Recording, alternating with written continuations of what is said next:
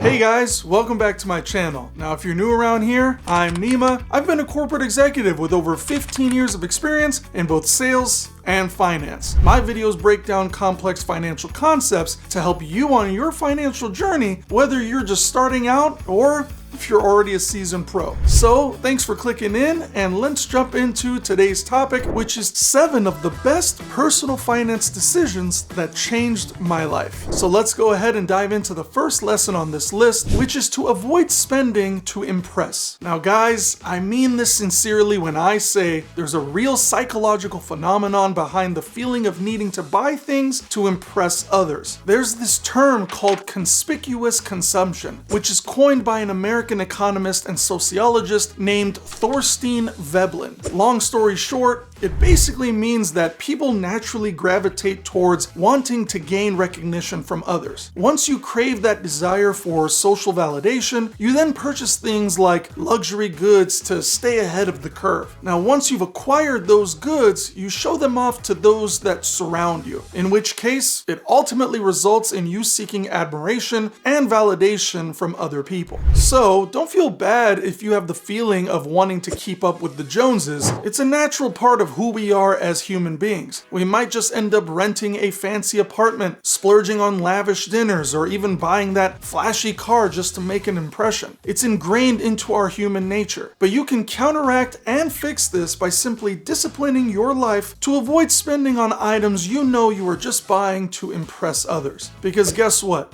It usually doesn't impress anyone, and instead it just leaves us stressing out about our finances on our own. So the golden rule here is to spend your hard-earned cash on things that genuinely light up your life, not to impress others. The second lesson that I have on my list is real millionaires are frugal. So guys, I'll go ahead and bust the myth about millionaires. Sure, they are rich and they could buy a lot of fancy things, but they aren't all about yachts and caviar.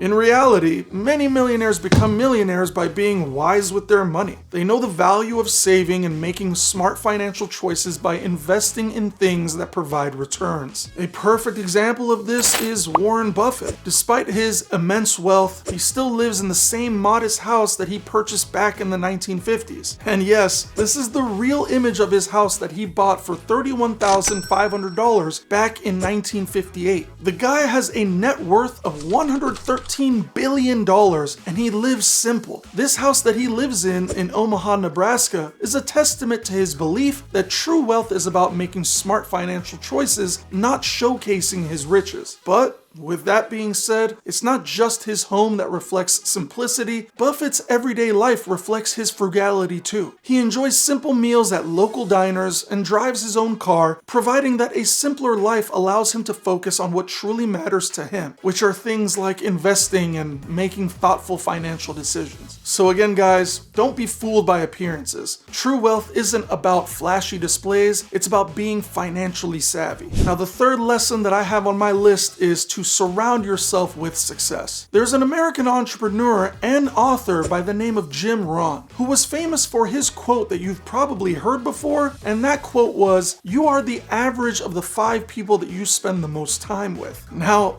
I can't stress this enough, your crew can make or break your financial journey. In fact, the people that you surround yourself with can affect all areas of your life, from things like exercising, to the food that you eat, to how late you stay up, to how you treat others, and so much more. From a financial standpoint, if your 5 closest friends are savvy with their money, how they spend it, and how they invest it, it could definitely encourage you to do the same. If you think that your friends are not this way with their money, and if one of your goals is to be financially stable, which I'm assuming it is since you clicked on this video, then it's time to expand your social circle. Try to seek out friends who inspire you, offer guidance, and provide support in your financial quest. Surrounding yourself with financially responsible people can be your secret weapon to achieving your financial goals. Now, before I dive into the fourth lesson, if you found this video helpful so far, I'd really appreciate it if you could hit that like button, leave a comment down below, and subscribe subscribe. Your support helps the channel grow, and I'm all about providing free, helpful content without charging for a course or anything like that. I have opened up YouTube memberships on my channel, so if you are interested in signing up for more assistance, feel free to do so. Now, the fourth lesson I have on this list is to marry for financial compatibility. Now guys, in today's world, marriage isn't the easiest thing anymore. Unfortunately, divorce rates have reached an all-time high. After looking at some data, the top 5 reasons include lack of commitment, infidelity, too much arguing, marrying too young, and of course, financial issues. Now, for those of you that are married or would like to still get married, I think it's pretty clear that finding your life partner is a big financial decision. Along with the love that you and your partner should have, it's still really important that you and your spouse are on the same page about money, budgeting, and long-term financial goals. Now, if you haven't read it yet, there is a book by Dave Ramsey titled The Total Money Makeover, which discusses the importance of aligning financial goals within a marriage, how financial compatibility makes life smoother, and how you should openly chat about money matters within your relationship to avoid potential issues. Now, the 5th lesson on my list is that investing should be boring. I know, I've felt this for way too long, where I just wanted to make money as quickly as possible. I used to always tell myself that by investing my money, I would be rich in no time. Well, the truth is, guys, investing is a slow and boring game. Investing is like planting a tree and watching it grow over a long period of time. It's honestly best to forget the hype around quick riches in the market, as it often ends in a roller coaster of emotions. Sure, there are some people that get lucky by investing into crypto or NFTs for a short stint, and then all of a sudden they become rich overnight. But it's not sustainable, and quick money earned is generally quick money lost. Smart investing is all about the long game, focusing on low-cost, diverse investments that might not give you the instant gratification, but they steadily build wealth over time. Don't fall for the frenzy or the hype. Be diligent with your money. Now, the 6th lesson on this list is to keep it simple. Now, I know I just touched on investing, but I want to reiterate that a lot of investors feel the need to overburden themselves. My advice is just to keep it simple. Investing can be intimidating, but it doesn't have to be. Start with straightforward options like index funds and build your knowledge over time. In fact, there is a book that's known as The Bogglehead's Guide to Investing by Taylor Larimore, which simplifies investing with a focus on index funds. I would highly recommend this book if you haven't read it already, as you really don't need a fancy finance degree to make smart decisions. Brushing up on your own research and reading is more than enough. So remember, guys, simplicity is your friend, and it keeps your finances in your control. It puts the money in your hands and not in the hands of other costly financial experts. And last but not least, the 7th lesson on this list is to think long term. Again, guys, just think about Warren Buffett, one of the most successful investors ever. What was his secret? Long-term thinking. In fact, Warren Buffett wrote a book titled Letters to Shareholders, where he talks about his long-term investment philosophy. Investing in companies like Coca-Cola and American Express are just some of the examples of the value of his patient approach. It's never too late for you to do the same thing. Forget the noise of short-term market ups and downs. Focus on the fundamentals and pick investments that you're ready to hold on to for the long haul. Again, it's like planting trees. Good returns will come if you just take your time and be patient. In closing, guys, these 7 personal finance lessons are not just about money. They're about shaping a life that's financially secure and aligned with your values. Stay true to yourself, live below your means, choose your social circle wisely, and find a financially compatible partner. Invest patiently, keep it simple, and prioritize long-term growth. By applying these lessons, you'll not only grow your wealth, but also create a life that's fulfilling and uniquely yours. Your financial well-being is the key to a richer and more liberated future. If you found this video helpful, please share it with anyone who might be interested in incorporating some of these lessons in their life. If you have your own financial experiences or suggestions, don't hesitate to share them down in the comments below. And of course, don't forget to hit that like button, subscribe, and ring the notification bell for more videos every week. I'll catch you all